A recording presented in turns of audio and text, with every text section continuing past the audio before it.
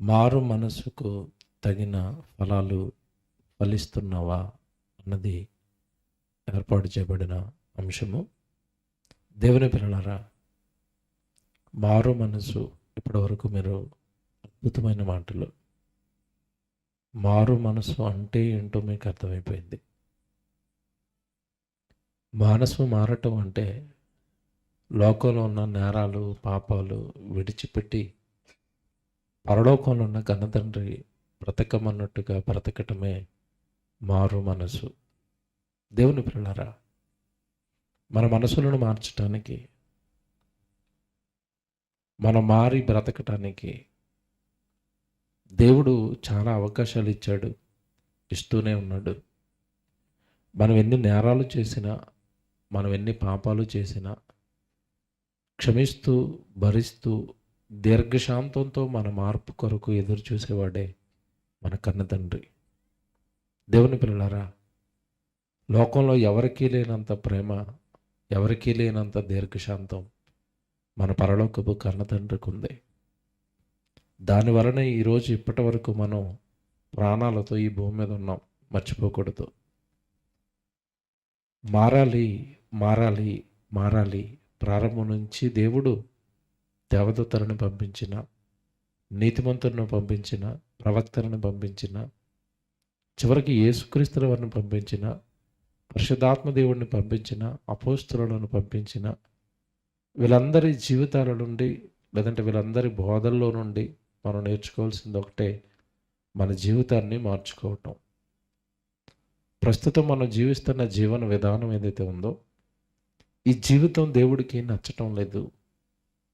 ఇలా బ్రతకటం దేవుడికి ఇష్టం లేదు. దేవుడు కోరుకున్నట్టుగా బ్రతకాలి, దేవుడికి ఇష్టమైనట్టుగా మనం బ్రతకాలి. అది ఎలాగో కూడా ఈరోజు నేను మీకు బైబిల్లో చూపిస్తాను. దేవుని పిల్లలారా, చాలామంది క్రైస్తవులుగా మారారు, ప్రభు దగ్గరికి వచ్చారు, ప్రభుని అంగీకరించారు. అంగీకరించిన తర్వాత ఏం మారింది అని మనం ఆలోచిస్తే, కొంతమంది వస్త్రధారణ మార్చారు, వేషధారణ మార్చారు. కొంతమంది రంగు బట్టలు విడిచిపెట్టారు, తెల్ల బట్టలు వేసుకున్నారు. కొంతమంది కంప్లీట్గా ఆభరణాలు ధరించటం మానేశారు. అంటే వస్త్రధారణ వేషధారణ మార్చారు. ప్రభు కోరుకుంటున్నది బైబిల్లో మన వేషం మారాలని కోరుకోలేదు, మనసు మారాలని కోరుకున్నాడు. అలాగని వేషం గురించో వస్త్రధారణ గురించో నేను మాట్లాడటం లేదు, అది మీ ఇష్టం. మీ మనసు ఎలా చెబితే అలా చేయండి. కానీ దాని వలన పరలోకంలో ఉన్న కన్నతండ్రి ఏదో పొంగిపోతాడు అని అనుకోవటం మాత్రం మన అజ్ఞానం, మన ఆలోచన మాత్రమే. దేవుడు ప్రారంభం నుంచి కోరుకుంటున్నది మీ హృదయం. నా పిల్లల హృదయం బాగుండాలి, నా పిల్లల మనసు బాగుండాలి.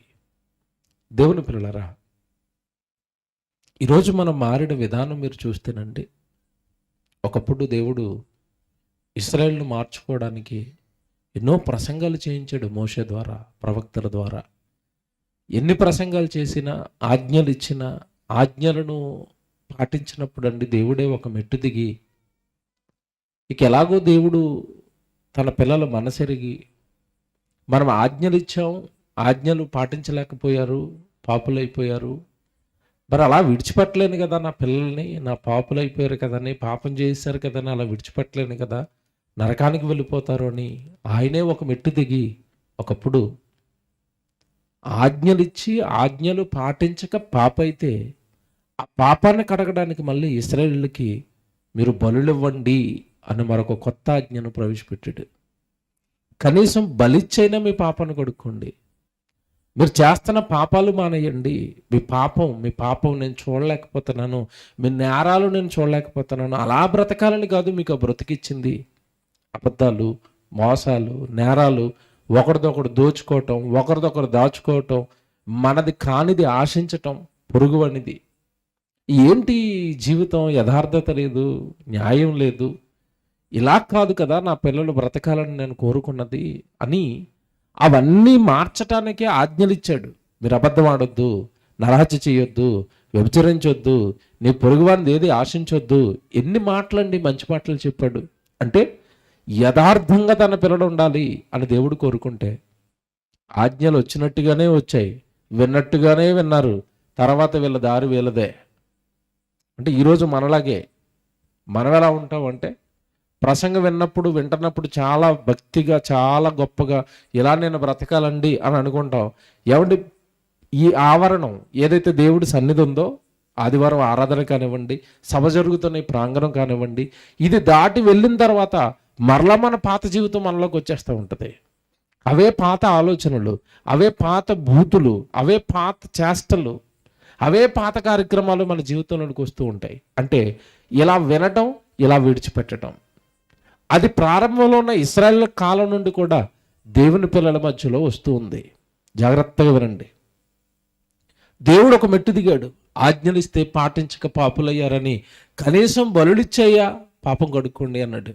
ఎలాగివ్వాలి బలి అంటే, మీరు ఒక మాట చూపిస్తాను బైబిల్లో.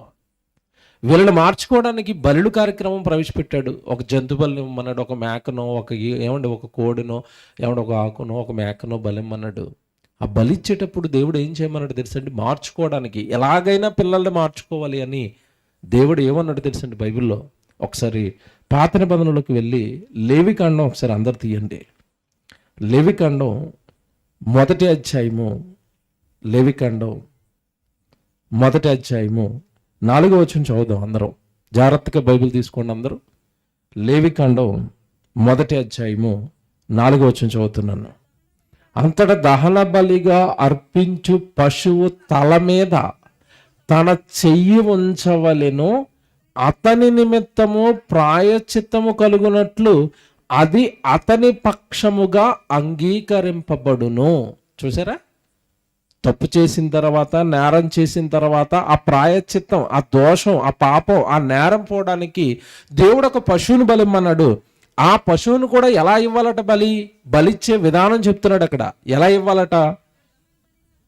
ఆ దహన బలిగా అర్పించే పశువు తల మీద తన చెయ్యి ఉంచవలెను. ఎవరి చెయ్యి? ఎవడైతే వ్యభిచారం చేశాడో, ఎవరైతే దొంగతనం చేశాడో, ఎవడైతే అబద్ధ సాక్ష్యం చెప్పాడో, ఎవడైతే పొరుగువాడు అన్యాయంగా దాచుకున్నాడో, పాపాలు, నేరాలు, బాబోయ్ చెప్పవసరం లేదు కదండి. ఎవడైతే ఈ పాపం చేశాడో, నీ పాపం పోవాలి అంటే నువ్వు ఒక బలి ఇవ్వాలి.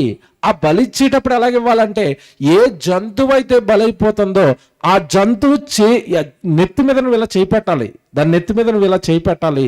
నీ కళ్ళ ముందు నువ్వు చేసిన నేరానికి ఆ జంతువు తల తెగి అలా కింద పడాలి. నీ కళ్ళ ముందే అది రక్తంలో కొట్టి మిట్టాడుతుంటే, నీ వలన దాని ప్రాణం పోగొట్టుకుంటే, నువ్వు చేసిన పాపానికి అది నరకబడి, వధింపబడి, 2 ముక్కలైపోయి దాని రక్తం కారుతూ ఉంటే, గిలగిల తన్నుకొని చచ్చిపోతుంటే, నేను చేసిన పాపానికి కదా ఒక మేక అంత దారుణంగా తన ప్రాణాన్ని పోగొట్టుకుంది, నేను చేసిన పాపానికి కదా అది చచ్చిపోయిందని అది చూసి మారి ఇక మీదట పాపం చేయకూడదు అన్న ఉద్దేశంతో బలిచ్చేటప్పుడు దాని నెత్తి మీద ఎవడైతే తప్పు చేశాడో వాడు చేయి పెట్టండి, ఆ తర్వాత నరకండి అన్నాడు. ఏమండి, ఇప్పుడు మీరు బాగా ఆలోచించండి. మనం పెంచుకున్న మన మేకపిల్ల మనం చేసిన పాపానికి నరకబడి అలా కింద గిలగిల కొట్టుకొని చచ్చిపోతుంది అనుకోండి, ఎలాగుంటుందండి? మనసు ఎలాగుంటుంది చెప్పండి? మీ మనసు ఎలాగుంటుంది చెప్పండి? అక్కడ అబద్ధమాడినందుకు ఇది చచ్చిపోయింది. అక్కడ ఏదో 5 నిమిషాల సుఖం కోసం ఒక వ్యక్తితో వ్యభిచారం చేసినందుకు ఇదిగో ఇది చచ్చిపోయింది. నా కోసం నేను చేసిన అపరాధం, నేను చేసిన తప్పు, నేను చేసిన నేరం, ఇదిగో ఇక్కడ ఒక మేక పిల్లో, గొర్రె పిల్లో చచ్చిపోతుంది. Very good.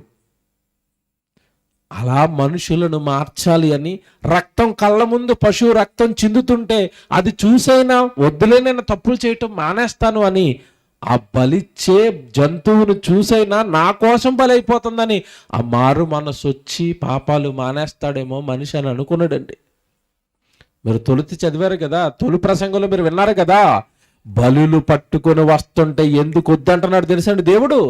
అసలు ఆ బలి పెట్టిందే పాపం మానించాలి అని. వీళ్ళు ఎలా మారిపోయారంటే దుర్మార్గులు. పాపం చేస్తే ఏదో బలుంది కదా అని ఇక పాపాల మీద పాపాలు చేసుకుంటూ పోతున్నారు. అంటే ఇది ఎలాగుందంటే, ఏమంటే ఈరోజు ఎయిడ్స్ రోగానికి మందు లేదు, మందు లేదు గనక కాస్త వ్యభిచారం ఆగుతుంది. అదే ఎయిడ్స్కి మందు వచ్చేసింది అనుకోండి, ఈ వ్యభిచారులు ఆగుతారా మీరు చెప్పండి? ఆగుతారా? మందు లేదు గనక ఆగారు. ఆ రోజు వాళ్ళు ఆలోచిస్తున్నారంటే ఇశ్రాయేలీలు, ఏముంది పాపం చేస్తే బలి ఉంది కదా, పాపం చేస్తాను బలేస్తాను, పాపం చేస్తాను బలిలేస్తాను, పాపం చేస్తాను బలిలేస్తాను. ఎంత దుర్మార్గులుగా మారిపోయారు చూడండి.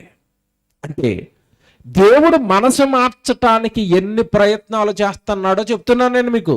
మనసును మార్చటానికి, నేరాల వైపు మనుషులు వెళ్లకుండా, పాపాల వైపు మనుషులు వెళ్లకుండా ఆ మనసులను కట్టడానికి దేవుడు ఎన్ని కష్టాలు పడుతున్నాడో చెప్తున్నానండి. ఇంకేటేటా బలులేయటమే. మీకు ఒక బలులకు నమస్కారం, మీరు తెస్తున్న జంతువులకు ఒక నమస్కారం రా.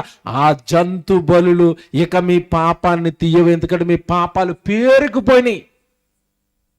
మరి ఎవరు ప్రభువా, ఎవరు మా పాపాలకంటే ఒక ఆయన్ని బలేసాడండి. మళ్ళీ ఎవరు? యేసును బలేసాడు.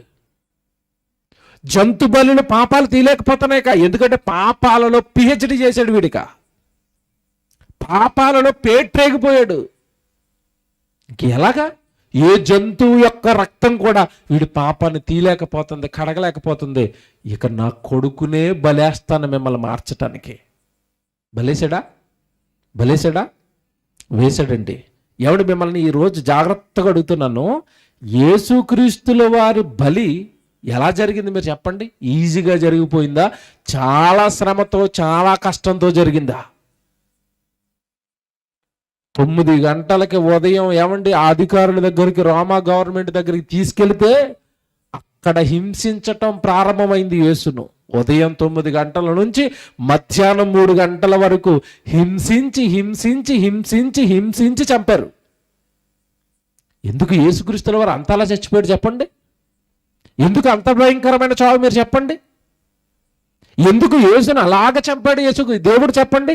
అలాగే ఎందుకు చంపాడు చెప్పండి? ఎందుకు ఆ ముళ్ళ కిరీటం పెట్టుకుంటే ఆ రక్తం అలా కారిపోతుంటే, నా కొరకు ప్రభువుకు ముళ్ళ కిరీటం, నా కోసం ప్రభువుకు బల్లెపు పోటు, నేను చేసిన అపరాధాలు ఆయన మీద పడ్డాయి కొరడ దెబ్బలుగా, నేను చేసిన పాపాలే మేకులుగా చేతుల్లో దిగిపోయాయి, నేను చేసిన పాపాలేనని యేసు అలా బలైపోతుంటే, యేసు బలిని చూసైనా మనిషి తప్పు చేయకుండా ఉంటాడేమో, పాపం చేయకుండా ఉంటాడేమోనని యేసు ప్రభుని అంతలాగా బలేసిన ప్రభు దగ్గరికి వచ్చిన తర్వాత కూడా మరల పాపాలు మానేరా మీరు చెప్పండి? క్రైస్తవులు మానేరా? మనసులు మారాయా? నేరాలు ఆగాయా మీరు చెప్పండి? క్రైస్తవ్యంలో నేరాలు ఆగాయా? కోర్టుకెళ్ళి మీరు చూడండి, పోలీస్ స్టేషన్ దగ్గర మీరు చూడండి, ఫోటోలు ఉంటాయి. పోలీస్ స్టేషన్లో ఫోటోల్లో కూడానండి ఎవరి పేర్లు ఉంటాయి, ఎవరి ఫోటోలు ఉంటాయి చెప్పండి? మరియమ్మ ఉంది, మరియమ్మ గారి ఫోటో ఉంది పోలీస్ స్టేషన్లో. అబ్రహాం గారి ఫోటో ఉంది, డేవిడ్ గారి ఫోటో ఉంది. ఏమంటే డేవిడ్ అని పేరెట్టుకుని, మరియమ్మ అని పేరెట్టుకుని, అబ్రహాం అని పేరెట్టుకుని ఏం చేస్తున్నారు చెప్పండి? వీళ్ళు ఏం చేస్తున్నారు? దొంగతనాల పోలీస్ స్టేషన్లో కేసులు అని మీద చిచ్చిచ్చి మారారా? మారు మనసు వచ్చిందా చెప్పండి వీళ్ళకి? అంటే ప్రభువును బలేసినా కూడా మారలేదా? ఒకప్పుడు జంతు బలేస్తే మారలేదు, చివరికి యేసును బలేసినా కూడా మారరా? ఇంకో మాట చెప్పనండి, యేసు బలిని చూసిన తర్వాత, యేసు ప్రాణ త్యాగాన్ని చూసిన తర్వాత, యేసు శిలువ మరణాన్ని చూసిన తర్వాత కూడా మారని వాడు ఇక వాడిని మార్చటం ఎవ్వరి వల్ల కాదు.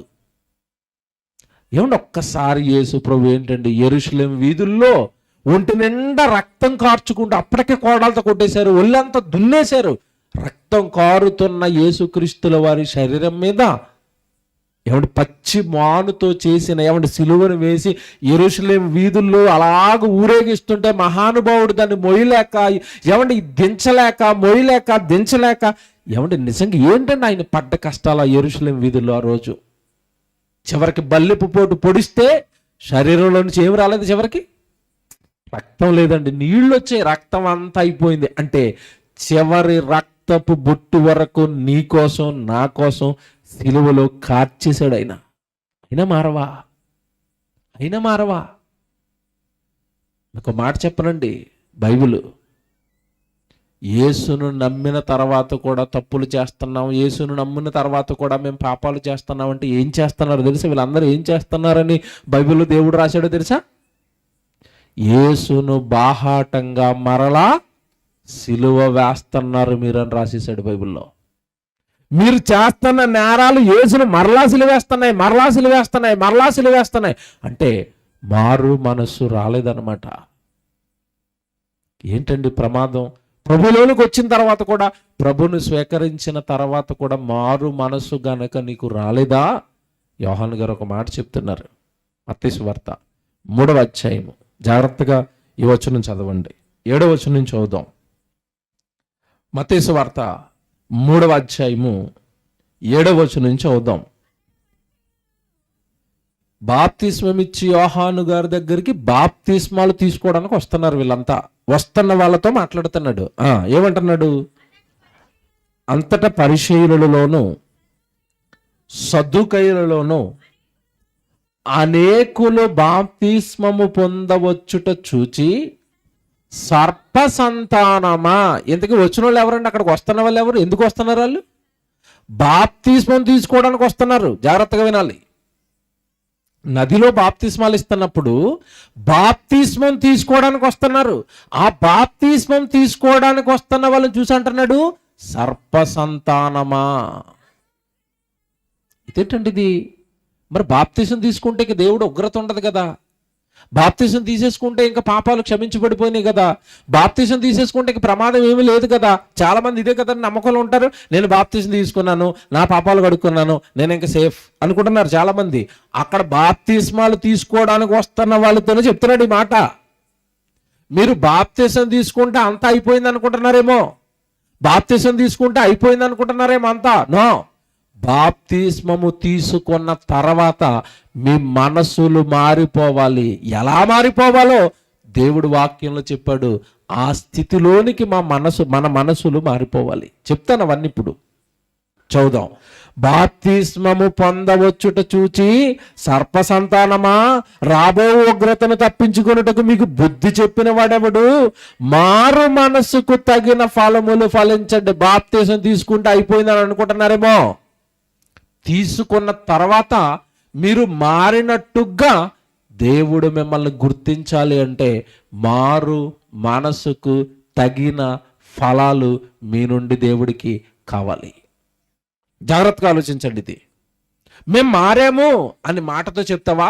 మేము మారాము అని నీ వస్త్రధారణ చూపించి మార్చేసి చెప్తావా? కాదు. మారు మనసుకు తగిన ఫలాలు దేవుడు చెబుతాడు, అవి నీలోకి రావాలి. ఆ ఫలాలు వచ్చి అనాలి, ఆ ఫలాలు దేవుని ఎదుట పెట్టి అనాలి, నేను మారిపోయిన ప్రభువా, నన్ను పరలోకానికి చేర్చుకోండి. నేను మారిపోయిన ప్రభువా, నా పాపాలు క్షమించండి. మీరున్న మహాలోకానికి నాకు అవకాశం ఇవ్వండి. నేను మారిపోయాను, నేను మారిపోయాను. దేనితో చెప్పాలి? దేనితో చెప్పాలి? మారు మనసుకు తగిన ఫలాలేవో ఉన్నాయట. ఆ ఫలాలు ఫలించి చెప్పాలట దేవుడికి నేను మారిపోయానని. మీకు మాట అడుగుతాను, మీకు అర్థం అవడానికి ఒక ఉదాహరణ చెప్తాను. ఇంట్లో కుర్రాడు తప్పు చేస్తాడు, సిగరెట్లు కాలుస్తున్నాడు, మందు తాగుతున్నాడు, ఏదో అల్లరచల్లరగా ఊరి మీద పడి తిరుగుతున్నాడు, నాన్న తిడుతున్నాడు. ఒకరోజుక ఎన్నిసార్లు తిట్టినా మానటం లేదని గట్టిగా కొట్టాడు. ఒకసారి కొట్టినప్పుడు ఏమంటాడు చెప్పండి? వాడు ఆ దెబ్బల ఏమంటే బాధకి ఏమంటాడు? సరే డాడీ, ఇక నేను సిగరెట్ తాగను, నాకు బుద్ధి వచ్చేసింది, నేను మారిపోయాను అంటాడు. బాగా వినండి, నేను మారిపోయాను అన్న క్షణంలో కొడుకు చెప్తే మనస్ఫూర్తిగా తండ్రి నమ్ముతాడా? మీరు చెప్పండి, నమ్ముతాడా? ఏమంటాడు చెప్పండి? అప్పుడు ఏమంటాడు? ఒరే, నువ్వు మారిపోయానని మాటలతో కాదు, దేంతో చెప్పాలి? నీ ప్రవర్తనతో చెప్పు, నీ క్రియలతో చెప్పు. రోజు కాలేజీకి డొమ్మా కొట్టి, స్కూల్కి డొమ్మా కొట్టి రోడ్ల మీద తిరుగుతున్నావు కదా, బుద్ధిగా పొద్దున్నే స్కూల్కి వెళ్ళి సాయంత్రానికి ఇంటికి వచ్చి నీ క్రియలతో చెప్పు నేను మారిపోయానని. మాటలొద్దు నాకు, నేను నమ్మను నిన్ను. నీ ప్రవర్తనతో చెప్పు మారిపోయానని. నీ ప్రవర్తన, నీ మాట, నీ క్రియ, నీ చేష్ట వీటితో చెప్పు నేను మారానని. దేవుడి దగ్గరికి వస్తున్నారండి ఈరోజు చాలామంది. ఏమంటే యేసుప్రభు దగ్గరికి వచ్చారు, ఏదో అలా నీళ్ళలో మునిగి పైకి లేచిపోయారు, బాప్తిస్మం అయిపోయింది అంటున్నారు. జీవితాలు మాత్రం ఎక్కడ వేసినవి అక్కడే అలాగే ఉంటున్నాయి. ఏం మారాలని కోరుకున్నాడో తెలుసండి దేవుడు. ఒక మాట చూపిస్తాను. కొరింథీయులకు రాసిన మొదటి పత్రిక 2వ పత్రిక మీరు చూడండి. 2వ పత్రిక ఏం మారాలని కోరుకుంటున్నాడు దేవుడు. 2వ పత్రిక 5వ అధ్యాయము 17వ వచనం చూద్దాం. కొరింథీయులకు రాసిన 2వ పత్రిక 5వ అధ్యాయము ఏమంటే 17వ వచనం జాగ్రత్త చూడండి. కాగా ఎవడైనను క్రీస్తునందున్న ఎడల వాడు నూతన సృష్టి, కొత్తవాడయ్యాడు. ఎవడొచ్చినా సరే క్రీస్తులో కొత్తగా అయిపోవాలి. ఎవడైనను, ఆ పదం ఎందుకు ప్రయోగించాడు తెలుసండి. ఎవడైనను అంటే క్రీస్తులోకి వచ్చిన తర్వాత తారతమ్యాలు లేవు.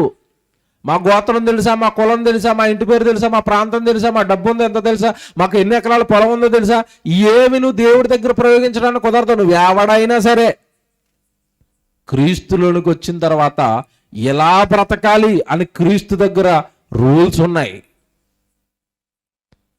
ఎవడైనను క్రీస్తునందున్న ఎడల వాడు నూతన సృష్టి. చూసారండి, ఆ పదం అండర్లైన్ చేసుకోండి. పాతవి గతించెను, పాతవి వెళ్ళిపోయాయా? క్రీస్తులోనికి వచ్చిన తర్వాత పాతవి గతించాలట. ఇవిగో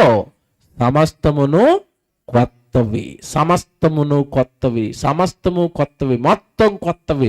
పాతవి పోవాలట, క్రీస్తులోకి వచ్చిన తర్వాత కొత్తవి రావాలట. ఇంతకాలం ఏం పోవాలో చెప్పలేదు, ఏం రావాలో చెప్పలేదు మనకి. అంతేనా? బాప్తిజం తీసుకున్నాం. తర్వాత ఏంటి సంగతి? అంతే, గదివారం గుడికి వెళ్తానని వస్తున్నాను. పాతవి గతించాయా? పాత మాటలు గతించాయా? పాత అలవాట్లు గతించాయా?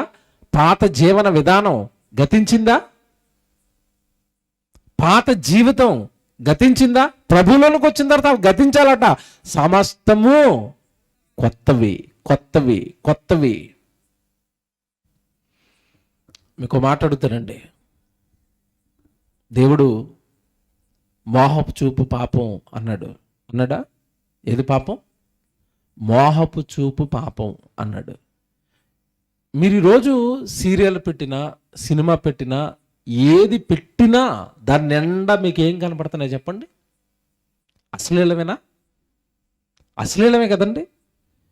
ఏమండి, ఒకప్పుడు ఒంటి నిండా బట్టలు వేసుకునేవారు. ఇప్పుడు ఎంత తక్కువ బట్టలు వేసుకుంటే అలా అంత ఫేమస్ అవుతారు. ఇప్పుడు హీరో కానివ్వండి, హీరోయిన్ కానివ్వండి. ఇప్పుడు ఆ సినిమా కానీ, ఆ టీవీలోనూ వస్తున్న ఆ సీరియల్స్ కానీ చూసినప్పుడు నీ మనసు ఏమవుతుంది? మోహపు చూపు, తప్పుడు ఆలోచనలు పాడైపోవటం, మనసు పాడైపోవటం. చెప్పండి, మిమ్మల్ని అడుగుతున్నానండి.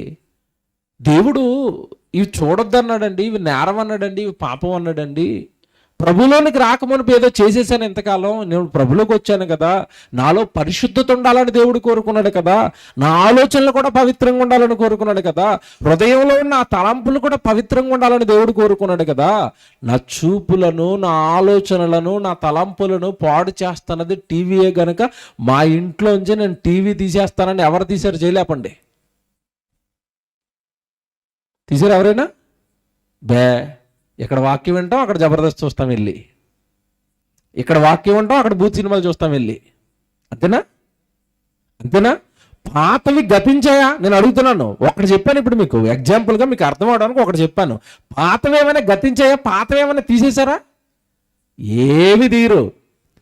అవన్నీ అలాగే ఉండాలి, ఇది ఇలాగే ఉండాలి. ఏది? ఆదివారం గుడి. అంతేనా? పాతవి ఏం పోయాయండి మనలో? పాతవి ఏం పోయాయి? ఒకప్పుడు చూడండి చాలా మంది అండి, ఇప్పుడు కూడా చాలా మంది అండి, అసలు వాళ్ళు ముట్టుకుంటే కోపం, రౌద్రం అయిపోతూ ఉంటారు చాలా మంది. ఏంటో మరి తెలీదు, ఎందుకో తెలీదు. కోపం, పలకరిస్తే కోపం, ఏదైనా అంటే కోపం, తాచుపాలు లేచినట్టుగా లేచిపోతారు. అదేంటో ప్రభులోనికి రాకమునుపు అలాగే లేచాడు. ఇప్పుడు లోపలికి వచ్చిన తర్వాత సంఘంలో ఉన్న సహోదరుడి మీద లేస్తూ ఉంటాడు, సంఘంలో ఉన్న సహోదరుడి మీద లేస్తూ ఉంటాడు. కొంచెం సేవకుడు అది ఇది కనడానికి సేవకుడి మీద కూడా లేచిపోతాడు. ఏం విడిచిపెట్టావయ్యా నువ్వు ప్రభులోకి వచ్చిన తర్వాత? నువ్వేం విడిచిపెట్టావు అసలు? నీ కోపం పోదు, నీ ద్వేషం పోదు, నీ పగ పోదు, నీ తప్పుడు ఆలోచనలు పోవు. ఏమన్నా ఇంట్లోనా ఎప్పుడు బైబిల్ చదువుకుందాం, దేవుడి కోసం ప్రార్థనలు చేసుకుందాం, ఏమన్నా దేవుడి కోసం పాటలు నేర్చుకుందాం, ఇవేమీ లేవు ఇంట్లో. కుటుంబంలో కుటుంబ ప్రార్థనలు లేవు. పిల్లలందరూ ఒక చోట కూర్చుని దేవుడి గురించి ఆలోచిద్దామని ఆలోచనలు లేవు. అసలు మీ జీవితంలోనికి ప్రభు వచ్చిన తర్వాత కొత్తగా ఏమొచ్చాయి నాకు చెప్పండి. ఏమొచ్చాయి? ఏమొచ్చిందో చెప్పనా? ఒకటి వచ్చింది, ఆదివారం గుడికి వెళ్ళి వస్తాం. ఇది ఒకటే కొత్తది. ఇంకేం మారాయి మన జీవితంలో? ఏం పోయాయి మన జీవితంలో? మీరు ఆలోచించండి. దేవుని పిల్లలారా, గుడికి రావడం తప్పంటం లేదు నేను. గుడికొచ్చి నేర్చుకున్నది, గుడికొచ్చిన వాక్యంలో వెంటన్నది బయటికి వెళ్ళిన తర్వాత నీ జీవితంలో ఎంతవరకు అది నెరవేరుతుంది? మారు మనసుకు తగిన ఫలాలు మీరు ఫలించండి. ఫలించకపోతే చెప్తాడు. ఇప్పుడు జాగ్రత్త చదవండి, అక్కడే తర్వాత వచ్చిన చదవండి. మత్తయి సువార్తకు వచ్చేయండి. మళ్ళీ మత్తయి సువార్తకు వచ్చేసి 3వ అధ్యాయము 7వ వచనం చదివారు కదా, 8వ వచనం చదువుదాం. అబ్రహాము మాకు తండ్రి అని, అంటే అబ్రహాము మాకు తండ్రి అని మీలో మీరు తలంచవద్దు. ఏమంటే ఆ రోజు వాళ్ళకున్న పొగరది, ఆ రోజు యూదులకున్న ప్రౌఢది. ఆ రోజు యూదులు ఎలా ఫీల్ అవుతున్నారంటే, మేమెందుకు తగ్గుతాం, మా తండ్రి ఎవరు? అబ్రహాము. ఈరోజు సంఘంలోకి వచ్చిన తర్వాత కూడా చాలా మంది అండి, ఏమంటే వాళ్ళకున్న ధనాన్ని బట్టి పొంగిపోవటం, వాళ్ళకున్న అధికారాన్ని బట్టి పొంగిపోవటం, వాళ్ళకున్న ఏమంటే జన బలాన్ని బట్టి పొంగిపోవటం. చూసారా? మేమెందుకు లోబడతాం, మేమెందుకు వింటాం, మేమెందుకు అలా చేస్తాం. ఒకనాటి యూదులకు చెప్తున్నాడు, అబ్రహాము మాకు తండ్రని మీలో మీరు చెప్పుకొన తలంచవద్దు. దేవుడి రాళ్ల వలన అబ్రహామునకు పిల్లలను పుట్టింపగలడని మీతో చెప్పుచున్నాను. 10వ వచనం, ఇప్పుడే గొడ్డలి చెట్ల వేరున ఉంచబడి ఉన్నది, మంచి ఫలములు ఫలింపని ప్రతి చెట్టును నరకబడి అగ్నిలో వేయబడుతుంది. ఫలించకపోతే ప్రభులోనికి వచ్చినా సరే ఉపయోగం ఏమి లేదు. నీ మారు మనస్సు నుండి తగిన ఫలాలు దేవుడికి రానప్పుడు, నీ జీవితంలో దేవుడు కోరుకున్న ఫలాలు లేనప్పుడు ఖచ్చితంగా ఏమండి గొడ్డలు ఎక్కడుందట? చెట్ల వేరు అంటే అర్థం ఏంటి చెప్పండి? వేర్లు ఎక్కడుంటాయి? భూమి లోపల ఉంటాయి. వేర్లు నరికితే అసలు ఏంటి? వేర్ల దగ్గర ఎందుకు పెట్టాడు చెప్పండి గొడ్డలి? పైన నరికితే మళ్ళా ఏమైనా చిగురు వచ్చే అవకాశం ఉంది. వేర్ల దగ్గర నరికేస్తే మొత్తం పోవాలిక, కనబడకూడదు ఇక కళ్ళ ముందు, చచ్చిపోవాలిక. ఏంటంటే దేవుడు ఎంత సీరియస్గా ఉన్నాడు మీకు చెప్తాను. ఎంత సీరియస్గా ఎందుకు ఉన్నాడు ఇంట్రడక్షన్లో చెప్పాను మీకు. ఎంత సీరియస్గా ఎందుకున్నాడంటే, ప్రభులోనికి వచ్చిన తర్వాత కూడా నీ మనసు మారి దాన్ని దేవుడు కోరుకున్న ఫలాలు రాకపోతే అక్కడ నిర్వీర్యం అవుతున్నది యేసు శిలువ యాగం. మర్చిపోవద్దు. అందుకే ఎంత సీరియస్గా ఉన్నాడు. యేసును బలేసి ఆయన రక్తంతో రక్షణనికి ఇచ్చి బాప్తిసం ఇచ్చి నిన్ను పరిశుద్ధుని చేస్తే, ఆ పాపపు ఏమంటే చేష్టలు ప్రభువులోనికి వచ్చిన తర్వాత కూడా మానకపోతే నా కొడుకు చేసిన శిలువ యాగం వృధా అవుతుంది. కనుక ఎవరైనా ప్రభువులోనికి వచ్చిన తర్వాత దాని నుండి మారు మనసుకు తగిన ఫలాలు గనక ఫలించకపోతే చెట్ల వేరన పెట్టాను, గొడ్డలి నరికేస్తాను. మీకు మాట్లాడుతానండి, మీకు అర్థమవుతుంది. మన ఇంటి ముందు చెట్టు వేసుకున్నాం, బాగా కష్టపడి పెంచుకుంటున్నాం, నీళ్ళేసి దాన్ని ఏ మేకలో ఆవో తినేయకుండా దాని చుట్టూ కంచి కట్టి కంటికి రెప్పలా మనం కాపాడుకుంటున్నాం చెట్టుని. చెట్టు పెద్దదైంది, కాయలు కాయవలసిన టైం వచ్చింది, కాయలు కాయటం లేదనుకోండి, మీరు ఏం చేస్తారు చెప్పండి? జాన్ చెట్టు వేసుకున్నారు, 3 సంవత్సరాలు అయిపోయింది, 4 సంవత్సరాలు అయింది, అలా ఏపుగా పెరుగుతుంది తప్ప ఒక కాయ కూడా ఇవ్వట్లేదు. ఏం చేస్తారు మీరు? ఏం చేస్తారు చెప్పండి? మీరు ఏం చేస్తారు చెప్పండి? మీ ఇంట్లో వేసుకున్న చెట్టు కాయలు కాయకపోతే మీరు ఏం చేస్తారు? నరికేయాల. ఇది మీకు రైటు. ఇప్పుడు దేవుడు యేసుక్రీస్తుల వారిని బలేసి రక్షణిస్తే ఇందులోకి వచ్చిన తర్వాత కూడా నువ్వు మారను అంటే మనల్ని ఏం చేయాలి దేవుడు? Same rule apply. మనల్ని కూడా ఏం చేయాలా? నరికేయాల. తెలుసా? ఇంతకాలం మీకు ఏం చెప్పారంటే యేసు ప్రేమమయుడు, యేసు దయామయుడు, యేసు కరుణామయుడు. ఆ కాలం అయిపోయింది. భూమి మీద ఉన్నప్పుడు దయామయుడు, భూమి మీద ఉన్నప్పుడు కరుణామయుడు. ప్రస్తుతం ఎలా ఉన్నాడో తెలుసా? నా రక్తాన్ని ఇచ్చాను మీకోసం.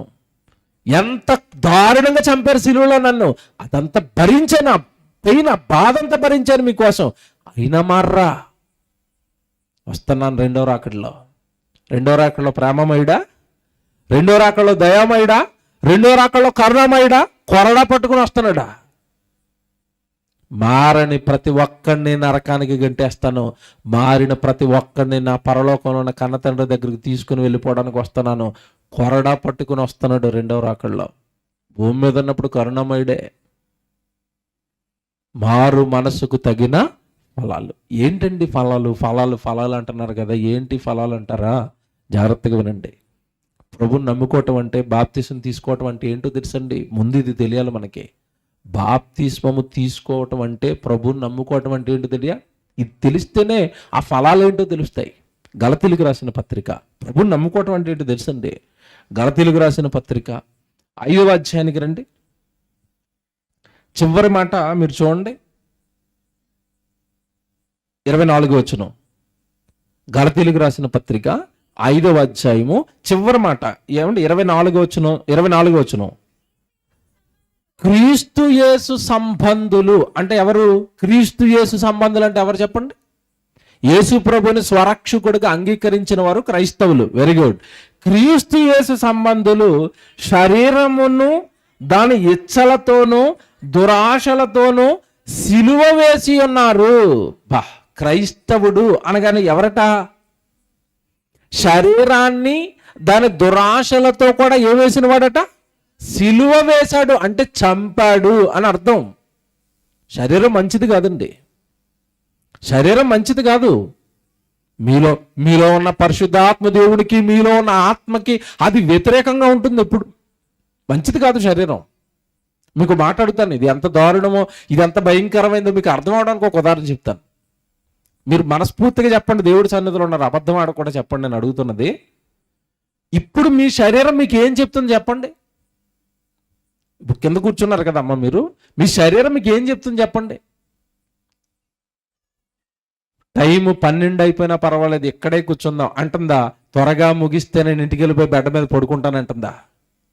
ఏమంటుంది చెప్పండి మీ శరీరం? ఇప్పుడు కాళ్ళు లాగేస్తున్నాయి, ఆకలేసేస్తుంది, ప్రసంగం ఎప్పుడు ముగిస్తాడో ఆమేన్ అంటే భోజనం చేసి వెళ్ళి పడుకుంటాను. ఇంకొంతమంది భక్తులు ఉంటారు, ఏమండి ఈరోజు శుక్రవారం జబర్దస్త్ మిస్ అయిపోయాను, ఈయన త్వరగా వదిలేస్తే మళ్ళీ పెట్టుకున్నా చూస్తాను వెళ్ళి. మహాభక్తులు అనమాట. అంటే ఈరోజు శరీరం ఏం చేస్తుందంటే దేవుడి సన్నిధిలో ఉండనివ్వదు. ఏమండి ఇప్పుడు ప్రార్థనలో మీరు ఉండేది మహా అంటే 1.5-2 గంటలు అండి. ఇంట్లో టీవీల ముందు 3 గంటలు 4 గంటలు అలా ఉండిపోయే వాళ్ళు లేరా చెప్పండి? అక్కడ ఏమైనా శరీరం వద్దులే ఏం చూస్తావులే టీవీ అంటదా? అన్నం తింటున్నప్పుడు ఏం తింటావులే, అన్నం రోజు తినేది కదా, ఈ రోజు వద్దులే పక్కనట్టే అంటదా? ఒక్క పూట తగ్గిస్తే ఊరుకోదు, 3 పూటలు వేయాల్సిందే. అంటే దానికి ఇష్టమైనవన్నీ బాగా చేసుకుంటది. ఇప్పుడు మీరు ఇక్కడ కూర్చున్నారు చూశారు, ఇప్పుడు మీరు వాక్యం వింటున్నారు చూశారు, దీనికి అసలు ఈ శరీరానికి ఎటువంటి సంబంధం లేదు. ఇప్పుడు మీరు తింటున్న వాక్యం ఏదైతే ఉందో దేనికి అవసరం? ఇది ఆత్మకు అవసరం, ఆత్మకు సంబంధించిన ఆహారం ఇది. ఇప్పుడు ఆత్మకు సంబంధించిన ఆహారం మీరు తింటుంటే దానికేం పద ఇంటికి వెళ్ళిపో జబర్దస్త్ తింటా ఉంటుంది. ఇంకా చెప్పనా? ఏమన్నా ఈరోజు ఇక్కడ ప్రార్థన జరుగుతుంది కదండి, ఇదే గ్రామంలో ఎవరో పెళ్లి పెట్టి ఆ పెళ్లిలో మంచి విందు చేస్తున్నాడు అనుకోండి, మీరు ప్రార్థనకు వస్తారా, పెళ్లికి వెళ్తారా? ఆలోచించి చెప్పండి. అబద్ధం ఆడకుండా దేవుడి సన్నిధిలో ఉన్నారు, పెళ్లికే వెళ్తాం. ఎందుకు వెళ్తున్నారు పెళ్లికి చెప్పండి?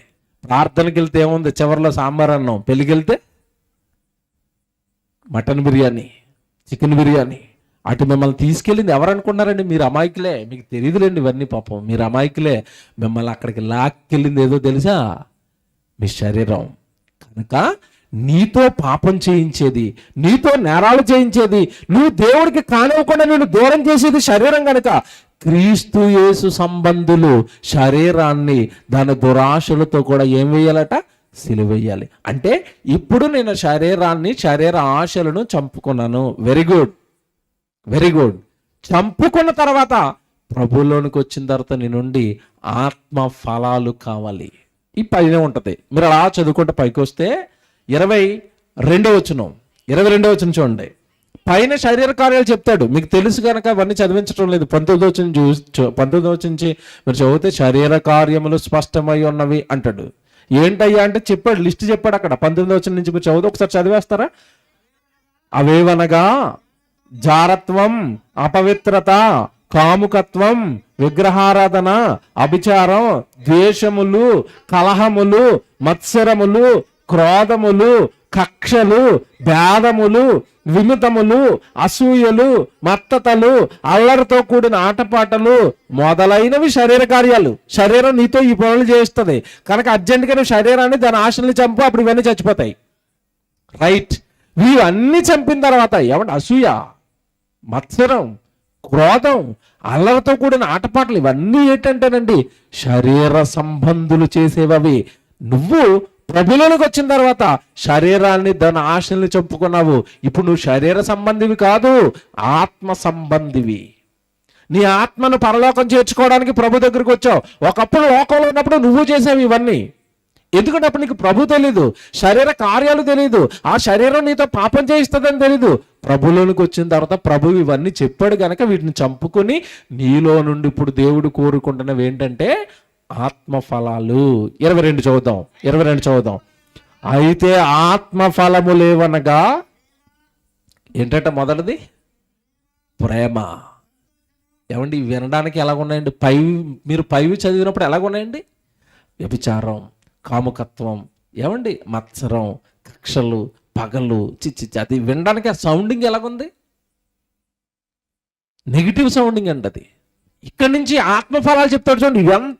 ఇవెంత సంతోషంగా ఉంటాయి వినడానికి, ఎంత బాగుంటాయి అంటే ఆత్మఫలాలలో మొదటి ఫలం ఏంటట? ప్రేమ. ఎలాగుందండి ప్రేమ పదం? ఎలాగుందండి ప్రేమ పదం? ఎలాగుంది? సంతోషం ఎలాగుంది?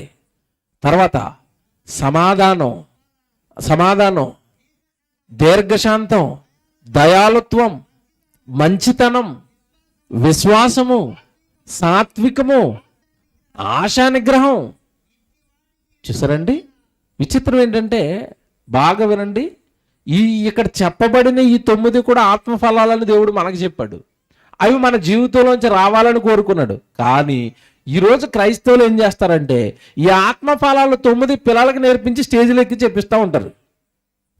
ఆత్మఫలములు ఏమనగా ప్రేమ, సంతోషం, సమాధానం ఆడు చెప్పగానే ఇటు చప్పట్లు కొడుతున్నారు. విచిత్రం ఏంటంటే అక్కడ ఆడు 9 చెప్పాడు కదా, కనీసం ఒకటైనా నీలో ఉందా? చప్పట్లు కొడుతున్నావు. ఒకటి ఉందా నీలో? 9 ఫలాలు కావాలట. ఏమండి అవి మీరు ఎంతకాలం చదువుకుని అటు లోతు మీకు తెలీదు. ఒకటి విప్పుతానండి ఈరోజు నాకున్న టైంను బట్టి. మొదటిది విప్పుతాను. ఆత్మఫలాలు నీలో నుండి నాకు కావాలి, ఆత్మఫలాలు కావాలి. దేవుడిగా మిమ్మల్ని కాపాడాను గనక నా కొడుకును బలేసి శరీర కార్యాలు మీ నుండి నాకు రావడానికి కుదరదు. పైన చెప్పాడు కదా, ఆ శరీర సంబంధమైనవన్నీ మీరు చంపేయాలి. చంపేసిన తర్వాత మీ నుండి నేను కోరుకుంటున్నవి ఆత్మఫలాలు ఫలించాలి. ఈ ఫలాలే దేవుడు కోరుకుంటున్నాడు. అందులో మొట్టమొదటి ఫలం ఏంటంటే ప్రేమ అండి. నేను మిమ్మల్ని అడుగుతున్నాను, అసలు ప్రేమ అంటే ఏంటి? ప్రేమ అంటే ఏంటి చెప్పండి? ప్రేమకు లోకం చెప్పిన అర్థం ఏంటి? యువకుల మధ్యలో ఉండే ప్రేమ, తల్లిదండ్రుల మధ్యలో ఉండే ప్రేమ, భార్య భర్తల మధ్యలో ఉండే ప్రేమ, ఇదే ప్రేమ అనుకున్నారు. కాదండి. ప్రేమ అంటే అర్థం ఏంటి తెలుసా? మీరు ఎంతటి దుర్మార్గులైనా, మనం ఎంతటి పాపంలో ఉన్నా మన కొరకు యేసుక్రీస్తుల వారు సిలువలో ప్రాణం పెట్టాడు. దీని వలన ప్రేమ ఎట్టిదని మీరు తెలుసుకున్నారు అన్నాడు. అంటే మన వాళ్ళని మనం ప్రేమిస్తాం, కానీ యేసుక్రీస్తుల వారు అందరి కోసం, పాపం చేసిన వాళ్ళతో వాళ్ళ కోసం ప్రాణం పెట్టాడు. ఇది ప్రేమ అంటే. ఈరోజు యువకుల మధ్యలో ప్రేమలు ఎలాగుంటాయి? 6 నెలలు గులాబీ పట్టుకుని తిరుగుతాడు, I love you I love you I love you అని. ఆ పిల్ల ఒప్పుకోలేదు అనుకోండి, ఆ తర్వాత పువ్వు వాడేసి కొడ్లట్టుకుని తిరుగుతూ ఉంటాడు వెనకాల. అంతేనా? 6 నెలలు తిరిగితే ప్రేమించవాక నేను నరికేస్తానంటాడు. నరికేశారు, మీకు తెలియదు కదా. ఎన్ని వార్తలు చూశారు మీరు? ప్రేమించలేదని యాసిడ్ పోసినోడు ఒకడు, ప్రేమించలేదని కొడవలతో పేక్కో చేసినోడు ఒకడు, ప్రేమించలేదని తల్లిదండ్రులు నరికేసినోడు ఒకడు. ఎన్ని వార్తలండి మీరు చూడలేదు? అంటే ప్రేమ అంటే చంపుకోవటం, ప్రేమ అంటే చంపేయటం. ఇంకా చెప్పనా, మనుషుల ప్రేమలలో స్వార్థం ఉంటుందండి. ఎలాగంటే ఇతడు ఏదో ప్రేమిస్తూ ఉంటాడు, ఇతడు ఇస్తూ ఉంటాడు, ఇతను చేస్తూ ఉంటాడు, అటు నుంచి కూడా రిటర్న్గా అవే వస్తాయనుకోండి ప్రేమిస్తాడు. అంతేనా? ఇప్పుడు చాలా మంది స్నేహితులు విడిపోతూ ఉంటారు. ఎందుకు విడిపోయారంటే, ఒరే నేను కూతురు పెళ్ళికి నేను 10,000 ఇచ్చాను, నా కూతురు పెళ్ళికి నువ్వేమీ ఇవ్వలేదు కనుక నీకు నాకు కట్టి అంటాడు. అంటే 10,000 కోసం వదిలేసాడు అనమాట. ఈ లోక సంబంధమైన ప్రేమలు, నిలకడ లేని ప్రేమలు, ఎప్పుడు ఎవడు ఎలా మారిపోతాడో తెలియని ప్రేమలండి. దేవుడి ప్రేమ అలాంటిదా? ఎవడు మనల్ని ఏమైనా కోరుకుని ప్రేమించాడు చెప్పండి? దేవుడు మన నుండి ఏమైనా ఆశించి ప్రేమించాడా? లేదండి, మనల్ని బాగు చేయడానికి ప్రేమించాడు. ఇది స్వచ్ఛమైన ప్రేమ. మీరు పాపాలు చేయొద్దు నాయనా, మీరు నేరాలు చేయొద్దు నాయనా, మీకోసం నా కొడుకును బలేస్తాను, మీరు పరలోకం రావాలి, మీ నుండి ఏం కోరుకోవట్లేదు, మిమ్మల్ని బాగు చేయడానికి నేనే నా కొడుకుని ఇస్తున్నాను. అది ప్రేమ అంటే. ఇవ్వటం ప్రేమ. ఎవరి కోసమైనా చేయటం ప్రేమ. ఎవరినైనా దేవుళ్ళలోనికి నడిపించడం కోసం నువ్వు చేసే కార్యక్రమాలు ప్రేమ. ప్రేమ అనగానే అర్థం అవ్వలేదు ఎవరికి. 1 యోహాను 3వ అధ్యాయము చూద్దాం ఒకసారి. దాని కింద ఒక మాట ఉంటుందండి, ఆ మాట కోసం చదివిస్తున్నాను. 16వ వచనం చదవండి. 1 యోహాను 3వ అధ్యాయం 16వ వచనం. ఆయన మన నిమిత్తము తన ప్రాణమును పెట్టెను కనుక దీని వలనట. ఇది చూసారా, దీని వలన అంటే ఆయన ప్రాణం పెట్టాడు కనుక ప్రేమ అంటే ఏంటో లోకానికి అర్థమైంది. లేకపోతే మీరు ఏదేదో పిచ్చి పిచ్చివన్నీ ప్రేమలు అనుకునేవారు. దీని వలన ప్రేమ ఎట్టిదని మనము తెలుసుకొనుచున్నాము. ఏమండి, నెక్స్ట్ పదం ఏంటి చెప్పండి అక్కడ? మనము కూడా అంటే అర్థం ఏంటి? ఆయన ప్రేమను నీకు చూపించాడు శిలువ యాగంలో. ఆయన ప్రేమించాలని ప్రాణం పెట్టి నీకు చెప్పాడు. మరి నువ్వు ప్రేమిస్తే మనము కూడా మన సహోదరుల నిమిత్తం ఏం చేయాలి అంటే, ఇప్పుడు మీరు నాకు చెప్పండి, నాలో ప్రేమ అనే ఆత్మఫలం ఉంది అని దేవుడి ఎదుట మీరు నిలబడాలి అంటే మీరు కూడా ఏం చేయాలి? ఇప్పుడు సహోదరుల కోసం ప్రాణం పెట్టాలి. ప్రాణం పెట్టడం అంటే యేసుప్రభువులో సిలువేయించుకోమనా? ఒక ఆవిడికి తెలియకండి, గుంటూరులో ఒక ఆవిడ చాలా సంవత్సరాల క్రితం పెద్ద వైరల్ అయిపోయింది. యేసుప్రభువు నాకు రాత్రి గడపడి నన్ను సిలువేం చేసుకోమన్నాడని ఒక చెక్క సిలువని చేంజ్ చేసుకుని అందరినీ, సంఘస్థులు అందరినీ పిలిచేసింది నన్ను సిలువేసేయండి అని. ఈ లోపు ఎందుకైనా మంచిదని సంఘంలో ఒక అతను పోలీస్ స్టేషన్కి ఫోన్ చేశాడు. పోలీసు వాళ్ళు వచ్చారు. ఏంటమ్మంటే, ఏం లేదు నాకు ప్రభు సిలువ వేసుకోమని, నేను సిలువ వేసుకోండి మీరు రాకండి అంటుంది. అప్పటికి లోపల వేసారు పోలీసు వాళ్ళు. ఎక్కడ చచ్చిపోద్దని ఆవిడ. అంటే బైబిల్లో అదుగో నా సహోదరుల కోసం ప్రాణం పెట్టమన్నాడు, నేను సిలువెక్కేస్తానంటుంది ఆవిడ. ప్రాణం పెట్టడం అంటే నిన్ను యేసుప్రభువులకు సిలువేయించుకోమనా? ప్రాణం అంటే ఏంటో తెలుసండి? బైబిల్లో ప్రాణం అనగానే ఏంటో తెలుసా? రక్తమే ప్రాణము అని ఉంటుంది బైబిల్లో. ప్రాణం పెట్టడం అంటే నీ రక్తాన్ని ఖర్చు పెట్టు దేవుడి కోసం. రక్తాన్ని ఎలాగంటే ఖర్చు పెడతాం? ఏమండి, ఈరోజు మీరు ఈ కార్యక్రమం జరుగుతుంది కదా, ఎంతోమంది సహాయాలు ఇచ్చి ఉంటారు. నాది 1000 రూపాయలు పెట్టుకోండి అన్న, నాది 2000 పెట్టుకోండి అన్న ఇచ్చారు. ఆ కష్టం ఎక్కడి నుంచి వచ్చింది చెప్పండి? ఒక అతను ఆటో నడిపించి ఇచ్చాడు అనుకోండి, ఆటో నడిపించడానికి అతని రక్తం అంతా చెమటగా మారిపోయింది. ఆ కష్టార్జితాన్ని పట్టుకొచ్చి దేవుడికి ఇచ్చాడు అంటే అతను ఏం ఖర్చు పెట్టాడు చెప్పండి? ఇప్పుడు దేవుడి కోసం రక్తాన్ని ఖర్చు పెట్టాడు. ఎవరో పొలంలోకి వెళ్ళింది, రోజంతా పని చేసింది, ఒక 500 వచ్చినాయి, ఆ రక్తం అంతా చెమటగా మారిపోయింది, 500 పట్టుకొచ్చి దేవుడికి ఇచ్చింది. నా రక్తం ఇచ్చాను. చూసారు ఎంత బాగుందో? అంటే సహోదరుల రక్షణ కోసం ఈరోజు సభలు జరుగుతున్నాయి. ఎవరికో మంచి మాటలు వినపడుతున్నాయి, ఎవరో మారుతారు అంటే ఎవరినో మార్చడానికి మీ కష్టాన్ని ఇస్తున్నారు. చూశారు? అలా మీ రక్తం ఇచ్చి, మీ కష్టాన్ని ఇచ్చి, మీ దేహాన్ని ఇచ్చి పరలోకంలో ఉన్న కన్న తండ్రి ఇష్టాన్ని భూమి మీద నెరవేర్చడానికి, పాపులను రక్షించడానికి మీరు బలైపోవాలి. నిలబడి గంట సేపు వాక్యం చెప్తాను, కొన్నిసార్లు 1.5 వాక్యం చెప్తారు దైవజనులు. చెమటలు కారిపోతూ ఉంటాయండి, లోపల కాళ్ళు లాగేస్తూ ఉంటాయి. విచిత్రం ఏంటంటే, ఇంత శరీరం బాధ పెడుతున్నా 1.5 సేపు అయినా మాకు చెప్పాలనే ఉంటుంది. కానీ కొంతమంది కింద కూర్చుని కూడా బాధపడిపోతారు వినడానికి. హ్యాపీగా కూర్చుని. దేవుని పిల్లలారా, ఖర్చు అవుతుంది రక్తం. అలా ప్రేమ అనగానే సహోదరుడిని రక్షించడానికి నువ్వు చేసే కార్యక్రమాలు. బాప్తిసం తీసుకుంటే సరిపోదండి, ప్రేమను క్రియల రూపంలో దేవుడికి నువ్వు చూపించాలి. మంచి మాట చూపిస్తాను చూడండి. ఎఫెసీయులకు రాసిన పత్రిక 4వ అధ్యాయానికి రండి. 4వ అధ్యాయము 12వ వచనం చదువుదాం. 11 అంటే ఎఫెసీయులకు రాసిన పత్రిక 4వ అధ్యాయం 11 చూడండి. మనమందరము మనమందరము, పౌలు గారు తన్న కలుపుకుంటున్నాడు, సంఘంతో కూడా చెప్తున్నాడు, మనం అందరము విశ్వాసము విషయములోను దేవుని కుమారుని గురించిన జ్ఞానము విషయములోను ఏకత్వము పొంది సంపూర్ణ పురుషులము అగు వరకు, సంపూర్ణతలోనికి మనం వెళ్ళాలి. ప్రభులోనికి వచ్చిన తర్వాత ఆగిపోకూడదు. దినదినము మనలో ప్రేమ, సంతోషం, సమాధానం, ఈ ఆత్మ ఫలాలతో యేసుక్రీస్తుల వారికి దక్కిన సంపూర్ణత, యేసుక్రీస్తుల వారిలో కనబడిన సంపూర్ణతకు సమానమైన సంపూర్ణత మనం పురుషులం అయ్యేంత వరకు, అనగా చెప్తాడు చూడండి, ఇప్పుడు ఎంత బాగా చెప్తాడు, అనగా క్రీస్తునకు కలిగిన సంపూర్ణతకు సమానమైన సంపూర్ణత కలవార మగు వరకు ఆయన ఎలాగు నియమించాడు. నీలోకి సంపూర్ణత రావాలి, ప్రభులో ఉన్న సంపూర్ణత నీలోనికి రావాలి, లేకపోతే నేను పరలోకం రానివ్వడు. ఏంటో సంపూర్ణత చెప్తాడు చూడండి, ఇప్పుడు కింద అనగా అన్నాడు కదా, ఏంటో చెప్తున్నాడు చూడండి. ఎలాగూ నియమించెను, 13వ వచనం, పరిశుద్ధులు సంపూర్ణులగునట్లు, పరిశుద్ధులు సంపూర్ణులు అవ్వాలట, పరిశుద్ధులు సంపూర్ణులు అవ్వాలట. పరిశుద్ధులు అనగానే ప్రభు రక్తంలో కడగబడిన వాళ్ళు అని అర్థం. ఈ పరిశుద్ధులు మళ్ళా ఏమవ్వాలట, సంపూర్ణతలోనికి వెళ్ళాలంట. అంటే బాప్తిసం తీసుకున్న తర్వాత నువ్వు సంపూర్ణత వైపు అడుగులు వేస్తూ ఉండాలి. ఏంటో సంపూర్ణత చెప్తాడు చూడండి, పరిశుద్ధులు సంపూర్ణులగునట్లు క్రీస్తు శరీరము క్షేమాభివృద్ధి చెందుటకును పరిచర్య ధర్మము జరుగుటకును ఆయన కొందరిని అపోస్తులుగాను, కొందరిని ప్రవక్తలుగాను, కొందరిని సువార్తికులుగాను, కొందరిని కాపరులుగాను, ఉపదేశకులుగాను నియమించాడు, పనిచ్చాడు. నువ్వు సమాజాన్ని కాపాడడానికి ఉపదేశకుడిగా, సువార్తికుడిగా, సహకారిగా మారిపోయి నీలో ఉన్న ఆత్మఫలం, నేను పక్కవాడి కోసం త్యాగం అయిపోతానండి, పక్కోడిని దేవుళ్ళలోకి నడిపించడానికి నేను బలైపోతానండి, నా ధనాన్ని బలి చేస్తానండి, నా వస్తువులను బలి చేస్తానండి, నా ఇంటిని బలి చేస్తానండి, నా కష్టాలను, నా దేహాన్ని బలి చేస్తానండి, నేను 2 రోజులు దేవుడి కోసం పని మానేసి దేవుడి సన్నిధిలోనే పని చేస్తానండి. బలి, ఇవన్నీ బలి ఎలా? ఇదే బలి. మీరు సహోదరుల కోసం మీరు బలైపోవాలి. అలా సంఘం క్షేమాభివృద్ధి చెందాలి అంటే నువ్వు ఏదో ఒక పని చేస్తూ ఉండాలి. నూతన ఆత్మలను సంఘంలోనికి నడిపించడానికి ఉపదేశకుడిగానో, బోధకుడిగానో, లేదా సహకారిగానో మారి నువ్వు దైవ కార్యక్రమాలు చేస్తూ నీలో ఉన్న ఆ ఫలాన్ని దేవుడికి చూపించాలి. ప్రేమ అనగానే మాటలు కదండి. మొదటి ఫలం చెప్తున్నాను ఇప్పటి వరకు నేను.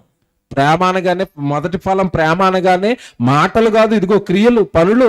మీ సహోదరులను కాపాడడానికి మీరు జరిగించే కార్యక్రమాలే ప్రేమ. ఏం చేస్తున్నారు?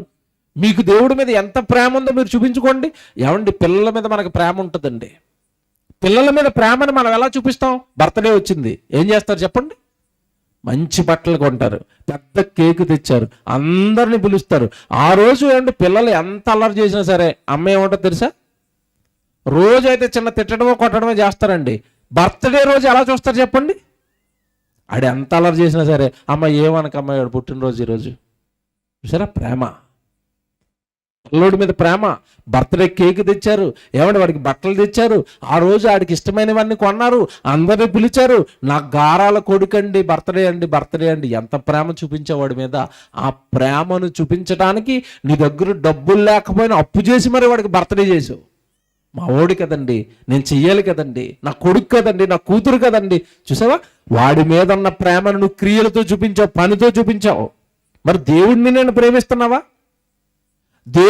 దేవుడు చెప్పిన ఆత్మ ఫలాలలో మొదటి ప్రేమనే ఆ ఫలం నీలోకి వస్తే ఏవి దేవుడి కోసం కార్యక్రమాలు? బాగా ఆలోచించండి. నువ్వు ప్రేమించేవాడికి క్రియలతో ప్రేమను చూపిస్తుంటే, ప్రేమనే ఫలం నాలో ఉండాలని దేవుడు కోరుకుంటే, నువ్వు దేవుడికి ఏం చేసి దేవుడిని నేను ప్రేమిస్తానని నువ్వు చెప్తావు చెప్పండి. ఇంకోటి చెప్తానండి, జాగ్రత్తగా వినండి. ప్రభులోనికి రాకమునుపు ఒక వ్యక్తి జీవితం చూపిస్తాను. ఎవరు అంటే ఎవరో కదండి, పౌలు గారు. ప్రభులోనికి రాకమునుపు పౌలు గారి జీవితం ఏంటి చెప్పండి? మంచోడా? ఆయన పేరేంటి ముందు? సౌలు. ఏం చేశాడు? సంఘానికి హింస, స్త్రీలను సైతం విడిచిపెట్టకుండా ఇళ్లలోనికి జొచ్చి ఈడ్చుకుని వచ్చాడు సంఘాన్ని.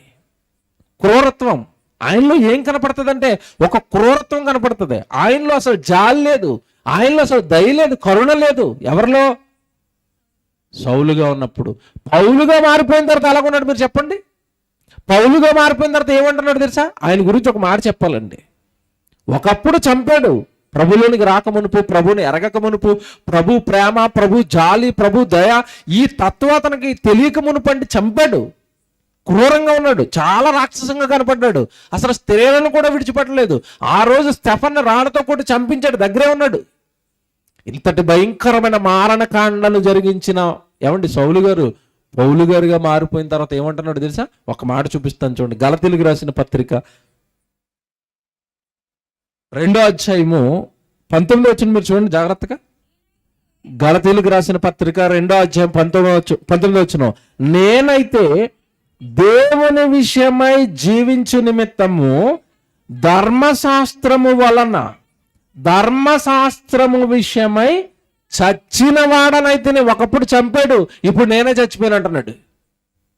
నేను చచ్చిన వాడనైతేనే, ఒకప్పుడున్న కోపం, ఒకప్పుడున్న పగ, ఒకప్పుడున్న ద్వేషం, ఇప్పుడు పౌలుగా నాలో లేవు, అవన్నీ పోయాయి. ఒకప్పుడు ప్రభులోనికి రాకమునుపున్నాయి అవన్నీ. మనుషులను చంపేంత క్రూరత్వం ఉంది ఒకప్పుడు నాలో, కానీ ప్రభులోనికి వచ్చిన తర్వాత ఇదిగో ధర్మశాస్త్రం వాక్యం కోసం నేనే చచ్చిన వాడిలా మారిపోయాను. ఇప్పుడు లేదా కోపం నాలో, ఇప్పుడు లేదా నా ద్వేషం నాలో, ఇప్పుడు లేదా అలాంటి అల్లరి నాలో, ఇప్పుడు లేదు అలాంటి క్రూరత్వం నాలో, ఇప్పుడు నేను మారిపోయాను. ఒక మాట ప్రయోగిస్తాడు చూడండి. ధర్మశాస్త్రము విషయమై నేను చచ్చిన వాడనైతిని, నేను క్రీస్తుతో కూడా సిలువ వేయబడి ఉన్నాను. ఇక మీదట జీవించువాడను నేను కాదు, క్రీస్తే నా యందు. చూసారా, ఒకప్పుడు సౌలు అన్నాడు, ఇప్పుడు నాలో ఎవరు ఉన్నారు అంటున్నాడు? క్రీస్తు. క్రీస్తు అంటే ఏం కనపడాలి చెప్పండి? జాలి, దయ, ప్రేమ, ప్రాణం పెట్టేస్తాను, చచ్చిపోతాను తప్ప నేను ఎవరిని చంపను. Very good. ఇప్పుడు నేను మిమ్మల్ని అడుగుతున్నాను, సౌలుగా ఉన్నప్పుడు అలాగున్నాడు, పౌలు గారు అంటున్నాడు ఇప్పుడు నాలో ఉన్నది క్రీస్తే అంటున్నాడు. ఇప్పుడు మనం కూడా ఎవరి దగ్గరకు వచ్చాము, ఎవరిలో ఉన్నాం చెప్పండి? మనం కూడా క్రీస్తులోనే ఉన్నాం కదండి, క్రీస్తునే ధరించాం కదండి. ఇప్పుడు మనం కూడా ఏమనాలి? ఇక మీదట జీవించువాడను నేను కాదు, నాలో ఉన్నది ఎవరు? క్రీస్తు అనాలి. అంటే మనలో ఏముండాలి? ముందు క్రీస్తు గుణాలు ఉండాలి. ఉన్నాయా? ఒక్కటి క్రైస్ట్. ఈ మధ్యకాలంలో మీరు వీడియోలు చూశారు, ప్రొజెక్టర్లో రేపు వేయిస్తాను వీలైతే, ఇవ్వటం మర్చిపోయానండి. మధ్యకాలంలో గుంటూరు దగ్గర ఒక చర్చిలో ఆరాధన జరుగుతుంది. ఏదో పండగ అండి, అది గుడ్ ఫ్రైడేనో ఈస్టర్ పండగ వచ్చింది. విశ్వాసులు బాగా ఎక్కువ వచ్చేసారు. విశ్వాసులు బాగా ఎక్కువ వచ్చేసరికి కానుకలు కూడా బాగా వచ్చేసినాయి, మూటలు వచ్చేసినాయి పైకి టేబుల్ దగ్గరికి. ఆ టేబుల్ పైన పెట్టిన కానుకల కోసం అండి సంఘంలో ఆరాధన జరుగుతుంది, ఇంకా విశ్వాసులు ఉన్నారు. ఆ విశ్వాసుల ముందే 2 పాస్టర్లు కొట్టేసుకుంటున్నారు అక్కడ ఆ డబ్బుల కోసం. ప్రేమ ఉందా? సహోదరుడ తత్వం ఉందా అంటే వాళ్ళలో ఇంకా ఏమి చావలేదు చెప్పండి నాకు. ఏది చచ్చిపోవాలని ప్రభు కోరుకున్నాడు అది చచ్చిందా? ఏది చావాలి? శరీరపు ఆశలను మీరు చంపుకోండి. చచ్చిందండి. ఇంకా ఇది చావనంత కాలం మనలో ఆ ద్వేషం, ఆ పగ, కక్ష, ఈ భేదాలు, వాళ్ళలాగా వీళ్ళలాగా శరీర సంబంధమైన ఆశలు చావనంత కాలం, నీ శరీరాన్ని చంపనంత కాలం ఇవేవి నీలో చావవు. పౌలు గారు అంటున్నాడు, నేను ఎప్పుడో పౌలను నేను సిలువ వేసుకున్నాను, ఇక మీదట జీవించేవాడును నేను కాను. ఒకప్పుడు కూడి నేను, ఇప్పుడు కాదు. ఇప్పుడు నాలో ప్రభు ఉన్నాడు. ఇప్పుడు ఒకప్పుడు నేను చంపాను, ఇప్పుడు నేను చచ్చిపోవడానికి రెడీగా ఉన్నాను ప్రభు కోసం. ఒకప్పుడు తిట్టాను, కొట్టాను, ఇప్పుడు నేనే కొట్టించుకోవడానికి, ఇప్పుడు నేనే తిట్టించుకోవడానికి రెడీగా ఉన్నాను. నేను ఎవరిని ఏమన్నా ఇప్పుడు, ఒకప్పుడు అన్నాను, ఇప్పుడు అన్నాను, చచ్చిపోయాను నేను. ఇప్పుడు నాలో ఉన్నది క్రీస్తు. ఫిలిప్పీయులకు రాసిన పత్రిక పక్కనే ఒక పత్రిక ఉంటుందండి, 2వ అధ్యాయం 16వ వచనం చూడండి. ఫిలిప్పీయులకు రాసిన పత్రిక 2వ అధ్యాయము 16వ వచనం. ఫిలిప్పీయులకు రాసిన పత్రిక 2వ అధ్యాయము 16వ వచనం చూడండి. అట్టి జనము మధ్యను మీరు జీవవాక్యమును చేతపట్టుకుని లోకమందు జ్యోతుల వలె కనబడుచున్నారు. అందువలన నేను వ్యర్థముగా పరుగెత్తలేదనియు, నేను పడిన కష్టము నిష్ప్రయోజనము కాలేదనియు, క్రీస్తు దినమున నాకు అతిశయ కారణము కలుగును. 17వ వచనం. మరియు మీ విశ్వాస యాగములోను దాని సంబంధమైన సేవలోను నేను ప్రాణార్పణముగా పోయబడినను అన్నాడు. చూసారా, నేను ప్రాణార్పణ, నా ప్రాణాన్ని, నా దేహాన్ని, నా రక్తాన్ని అర్పించేస్తున్నాను మిమ్మల్ని దేవుళ్ళో నిలబెట్టడానికి. ఒకప్పుడు చంపాడు, ఇప్పుడు చచ్చిపోతున్నాడు. ఒకప్పుడు ద్వేషించాడు, ఇప్పుడు ప్రేమిస్తున్నాడు. చూసారండి, పౌలు గారిలో ఎలాగ మార్పు అనేది మనకు కనపడుతుంది చూడండి. ఆత్మ ఫలాలు కనపడుతున్నాయి చూడండి పౌలు గారిలో. ప్రాణార్పణముగా పోయబడినను నేను ఆనందించి మీ అందరితో కూడా సంతోషించును. నేను చచ్చిపోతున్నందుకో, నా జీవితం అంతమైపోతున్నందుకో మీకోసం నాకేమీ బాధగా లేదు, చాలా సంతోషిస్తున్నాను. తర్వాత చూడండి మాట అక్కడ 18వ వచనంలో, ఇటువలనే మీరును ఆనందించి నాతో కూడా సంతోషించండి. నాకులాగా మీరు బ్రతకండి, నాకులాగా మీరు కూడా సహోదరులు కాపాడడానికి ప్రాణార్పణం అయిపోండి, త్యాగం అయిపోండి. అప్పుడు నాలా మీరు కూడా సంతోషించండి. ఏమర్థమవుతుంది చెప్పండి ఇప్పుడు బైబిల్? మారు మనసు అంటే మాటలు కాదు, మారు మనసు అంటే జీవితంలో నుంచి క్రియలు, ప్రేమతో కూడిన క్రియలు దేవుడికి కనబరిచి నేను మారిపోయాను ప్రభువా. ఒకప్పుడులో ఉన్న పగ, ఒకప్పుడులో ఉన్న కోపం, ఒకప్పుడులో ఉన్న ద్వేషాలు ఇప్పుడు నాలో ఏమీ లేవు, నాలో ప్రేమ అనే ఫలం వచ్చింది అనాలి. అక్కడ వెంటనే ఇంకోటి ఉంటుంది, ప్రేమ. నెక్స్ట్ ఏంటి? సంతోషం. సంతోషం అంటే ఏంటి చెప్పండి? సంతోషం అంటే మనకెక్కడ సంతోషం వస్తుంది? టీవీ చూసినప్పుడు, ₹1,00,000 ఎవరో డబ్బులు ఇచ్చినప్పుడు, అవునా, చికెన్ కూర మటన్ కూర వండుకున్నప్పుడు, నలుగురు బంధువులు మన ఇంటికి వచ్చినప్పుడు, ఈ మన సంతోషాలు. అసలు ప్రభువుని ఎరిగిన వాడు దేంట్లో సంతోషపడతాడు తెలుసండి? ఆనందించుడి, ప్రభువునందు ఆనందించుడి. మరలా చెప్పుతును, ప్రభునందే ఆనందించండి. ఏంటి ప్రభునందు ఆనందం? ఇదిగో ఈ మీటింగ్ పెట్టి ఆనందం, ఓ ప్రార్థన పెట్టుకున్న ఆనందం, ఎవరికైనా ప్రభు గురించి చెప్పే ఆనందం, ఎవరినైనా సంఘంలోనికి నడిపించే ఆనందం, ఎవరికైనా వాక్యం చెప్పే ఆనందం. ఇవి ప్రభునందు ఆనందాలు, ఈ ప్రభునందు సంతోషాలు. ఈ ఫలం ఉండాలట నీలో. అంటే దేవుడి పని చేస్తూ ఆ పనిలో శ్రమ వస్తున్నా, కష్టం వస్తున్నా, అమ్మో ప్రభు కోసం కష్టపడే భాగ్యం నాకు దొరికిందని సంతోషించే ఫలం నీలో కావాలి. ఇప్పుడు అదే రెండో ఫలమే ఇక్కడ పౌలు గారు చెప్తుంటా. నేను మీతో కూడా సంతోషిస్తున్నాను, ప్రాణార్పణముగా నేను పోయబడినాను, నేను మీతో కూడా సంతోషిస్తున్నాను. అంటే సిలువలో ఏమండి, సిలువ యాగం అయిపోతూ, ఒక రకంగా చెప్పాలంటే తన జీవితాన్ని ప్రాణార్పణంగా, యాగంగా భూమి మీద ఉన్న మనుషుల కోసం పెట్టేస్తూ, తను కరిగిపోతూ తన జీవితాన్ని ప్రజల కోసం, సేవ కోసం నాశనం చేసుకుంటూ అంటున్నాడు, ఇది నాకు సంతోషం, నా ప్రభువు కోసం, నా ప్రభువు చెప్పిన మాటల కోసం, ఆత్మల రక్షణ కోసం నేను చచ్చిపోతున్నాను కదా, ఇది నాకు సంతోషం. చూసారండి, ఆత్మఫలాలన్నీ డిఫరెంట్గా ఉన్నాయి. శరీరం నుంచి వచ్చే సంతోషం వేరు, శరీరంలో ఉండే ప్రేమ వేరు, ఆత్మ నుండి వచ్చే ప్రేమ వేరు, ఆత్మ నుండి వచ్చే సంతోషం వేరు. ఇవి ఉండాలి ఈరోజు మనలో. చాలా పెద్ద సబ్జెక్ట్ అండి, ఆ 9 ఫలాలు చెప్పుకుంటా వెళ్ళాలి. ప్రేమ అంటే ఒకటి చెప్పాను మీకు. ప్రేమ అంటే సహోదరుల కోసం, సహోదరుని ప్రభులో నిలబెట్టడం కోసం నువ్వు త్యాగమైపోవటమే ప్రేమ.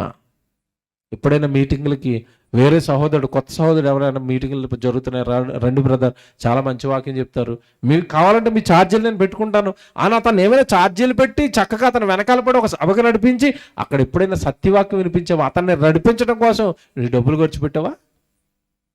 బాగా ఆలోచించు. ఎవడు మీ ఇంటి ముందు ప్రార్థన పెట్టుకుని ఎవరినైనా పిలిచి, చుట్టుపక్కల వాళ్ళందరినీ పిలిచి చాలా మంచి వాక్యం చెప్తారండి, సత్యవాక్యం చెప్తారండి, రండి అని నువ్వు ఏమైనా త్యాగాలు చేస్తున్నావు, అదే ప్రేమ అండి. ప్రేమ అంటే ఏంటనుకున్నారు? ప్రాణం పెట్టటం. ప్రభు పెట్టాడు, సహోదరులుగా మీరు పెట్టాలి అన్నాడు, ఆ ఫలం మీలోకి రావాలి అన్నాడు. ఇది ఆత్మఫలం అండి. శరీర సంబంధులుగా ఉన్నంతకాలం ఇది మనం చేయలేం, తెలుసా? శరీర ప్రకారం మీరు ఆలోచించినంతకాలం ఇది చేయలేరు. శరీరం ఏమంటదంటే ఖర్చు పెట్టడం ఇంకా తెచ్చుకో అంటది, ఇంకా కూర్చుకో అంటది, ఇంకా వెనకేసుకో అంటది. లోకంలో ఒక సామెత ఉంటుంది. ఏంటో సామెత అంటే, చచ్చిపోయే రూపు 4 రాళ్ళు ఏమేయాలట? వెనకేయాలి. ఆ 4 రాళ్ళు వచ్చి మీదాడి సమాధి అయిపోతుంది తర్వాత, అంతేనా? 4 రాళ్ళు వేయాలట వెనకాల. ఎందుకు? నెత్తి మీద పడి చచ్చిపోవడానిక.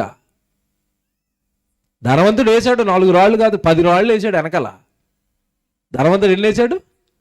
4 రాళ్ళు కాదు, ప్రతిరోజు సుఖపడుతున్నాడు, ప్రతిరోజు సంతోషిస్తున్నాడు. అంటే 4 కాదు వేస్తా, 10 వేసాడు వెనకాల. వేసినందుకు ఎక్కడ పోయి కాలుతున్నాడు? నరకానికి పోయి కాలుతున్నాడు. వెనకేయటం కాదు, 10 రాళ్ళు. 1 రాడు అన్న దేవుడి కోసం ఖర్చు పెట్టు. ఎవరి కోసమో నువ్వు ఖర్చు పెట్టు, ఎవరినో రక్షించడం కోసం నువ్వు ప్రాణం నీ రక్తాన్ని ఖర్చు పెట్టు. ప్రేమ ప్రేమ సంబంధం లేకపోయినా నీ కోసం ప్రభు రక్తం కార్చలేదు. నువ్వెవరో నువ్వు ప్రభుని తెలియకపోయినా, ప్రభు ఎవరో నీకు తెలియకపోయినా నీ కోసం ముందుగానే రక్షణ ఏర్పాటు చేసి ఆయన వెళ్ళిపోలేదు. నీ కోసం ఇంత చేసినప్పుడు ఈ రక్షణ నువ్వు సమాజంలోకి పట్టుకెళ్ళడానికి నువ్వేం చేస్తున్నావు? ఇవేనండి మారు మనసుకు తగిన ఫలాలు. పాత విడిచిపెట్టండి. పాత లోకంలో ఉన్నప్పుడు అండి సంపాదించుకుందాం, కూర్చుకుందాం, దాచుకుందాం, దోచుకుందాం, ఇవే ఉంటాయండి పాత లోకంలో ఉన్నప్పుడు. ప్రభులోనికి వచ్చిన తర్వాత అవన్నీ మనము చంపేయాలని ఖచ్చితంగా చెప్పాడు. ఒక మాట చదివిస్తాను, ఇది ఎంత డైరెక్ట్గా చెప్పాడు చూడండి. కొలసీలకు రాసిన పత్రిక, ముగిస్తానండి ఇక చివరి మాట చదువుకుని ముగించుకుందాం. కొలసీలకు రాసిన పత్రిక 3వ అధ్యాయము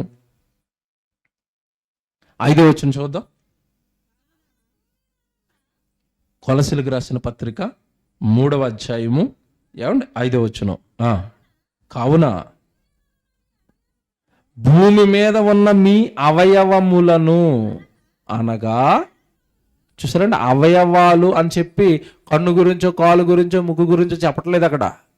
మీ అవయవములు అనగా జారత్వమును, అపవిత్రతను, కామాతురతను, దురాశను, విగ్రహారాధన అయిన ధనాపేక్షను చంపివేయండి. ఆత్మ సంబంధులకి ఉండకూడదు. ఇవన్నీ శరీర సంబంధమైనవి చెప్పాడు కదా లిస్టు. అందులో ఒకటి ఉండొచ్చు, చివరిలో అందరికీ ఉండేదే ఇది. ఏంటది? ధనాపేక్ష. ధనాన్ని అపేక్షించటం, సంపాదించుకోవాలనుకోవటం, కూర్చుకోవాలనుకోవటం, దాచుకోవాలనుకోవటం. ఏం ఉపయోగం? దాన్ని అన్నట్లు మీరు చంపండి, వాటిని చంపండి. ఆత్మ ఫలాలు మీరు ఫలించండి. మారు మనసుకు తగిన ఫలాలు అంటే ఇవేనండి. పేరుతో ఏమంటే మాటలతో కాదు మేము మారిపోయాని చెప్పటం, క్రియలతో చెప్పాలి. ఈ ఫలాలు దేవుడికి మీరు ఖచ్చితంగా మీరు చూపించాలి.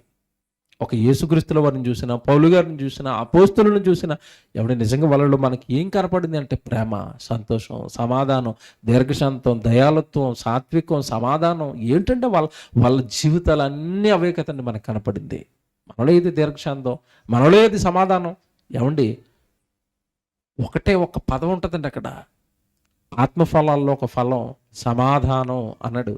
ఏమండి ఈరోజు మీరు చూడండి, అది అసలు ఆ పదం సమాధానం అనే ఫలం నాకు కావాలని దేవుడు కోరుకుంటే అసలు క్రైస్తవుల్లోనే అసలు ఇది లేదండి. క్రైస్తవ కుటుంబాల్లో సమాధానం లేదు. భార్య అంటే భర్తకు పడదు, భర్త అంటే భార్యకి పడదు, వీళ్ళిద్దరు అంటే పిల్లలకు పడదు. ఏది సమాధానం? సమాధానపరచువారు ధన్యులు, వారు దేవుని కుమారులు అనబడుదురు అన్నాడు బైబిల్లో. ఎవరైతే సమాధానపరచాలనుకుంటారో వాళ్ళు దేవుని పిల్లలు. మనకి పరలోకంలో ఉన్న కన్న తండ్రికి చాలా దూరం ఉంది. ఆయన పరిశుద్ధుడు, మన పాపలం అయిపోయాం. దేవుడు ఉగ్గుడైపోతున్నాడు మన మీద. సమాధానపరచడానికి ఒక ఆయన వచ్చాడు. ఎవరు? యేసు. ప్రాణం పెట్టి అయ్యా కొంచెం క్షమించండి అని మధ్యవర్తి అయి మనల్ని, మన తండ్రిని కలిపేశాడు. ఈరోజు నువ్వు కలిపేవాడిగా ఉన్నవా? సమాధానం అనే ఫలం నీలో ఉందా? ఎవరైనా ఇద్దరు విడిపోతుంటే, ఎవరైనా ఇద్దరు ఘర్షణ పడుతుంటే మధ్యలోకి వెళ్ళిపోయి ఎందుకంటే మన దేవుని పిల్లడం కదా, మనం ఇలా ఉండకూడదు కదా, ఎవరైనా కలుపుతున్నారా? కలుపుకుంటూ వెళ్ళిపోతున్నారా? సమాధానం అనే ఫలం ఉందా? ఇవన్నీ ఫలాలు చదువుకోవడానికి కాదు, జీవితంలో చూపించడానికి అవి, జీవితంలో నెరవేర్చడానికి అవి. కనుక దేవుని పిల్లలారా, మారు మనసుకు తగిన ఫలాలు ఫలించాలి. ఫలించకపోతే పరిస్థితి ఏంటి చెప్పాడు కదా. ఇంత చదువుకున్నాం మన 10వ వచనం 3వ అధ్యాయం చివరిగా చదువుకుని ముగించుకుందాం. మత్తయి సువార్త 3వ అధ్యాయము 10వ వచనం. ఈ ఆత్మ ఫలాలు గనక మనలో లేకపోతే పరిస్థితి చెప్తున్నాడు. మత్తయి సువార్త 3వ అధ్యాయము 10వ వచనం. ఇప్పుడే గొడ్డలి చెట్ల వేరున ఉంచబడి ఉన్నది కనుక మంచి ఫలములు ఫలింపని ప్రతి చెట్టు. ఏమంటే దేవుడికి తన పరా భేదాలు ఉండవు. తన పరా భేదాలు ఏముండవు. నువ్వు ఎవరైనా ఆలోచించడు, నువ్వు భూమి మీద ఏం చేసావని ఆలోచించడు. నేను కోరుకున్నవి నీలో ఉన్నాయా లేదా? ఎవడైనా ఒకటే తీర్పు. చెట్టు ఏమండి ఇప్పుడు గొడ్డలు ఎక్కడుందట? చెట్ల వేరున ఉంచబడి ఉన్నది. ఫలింపని ప్రతి చెట్టు నరకబడి ఎక్కడ పడుతుంది? అగ్నిలో వేయబడుతుంది. అదే పాతాళం అండి. చెట్టు గురించి కాదు అక్కడ చెప్తుంటే మన గురించే. ఈ ఆత్మ ఫలాలు నీలో లేకపోతే, పేరుకు ప్రభులోనికి వచ్చిన తర్వాత శరీర సంబంధమైన కార్యాల్లోనే ఉండిపోతే, ఆ అల్లరితో కూడిన ఆటపాట్లే ఇంకా నీ జీవితంలో ఉంటే ప్రమాదమేనండి, కష్టమే. మధ్యకాలంలో మీటింగ్కి వెళ్ళానండి, చాలా బాధపడిపోయానండి. నేను క్రైస్తవులా ఏంటి నా సంఘం ఇలాగ అయిపోతుంది అనిపించిందండి. 2 రోజులు మీటింగ్ డేట్స్ తీసుకున్నారండి. వెళ్ళాను మీటింగ్స్కి. మొదటి రోజు అయిపోయింది. రెండో రోజు అదే ఊర్లో పెళ్లి జరుగుతుందండి.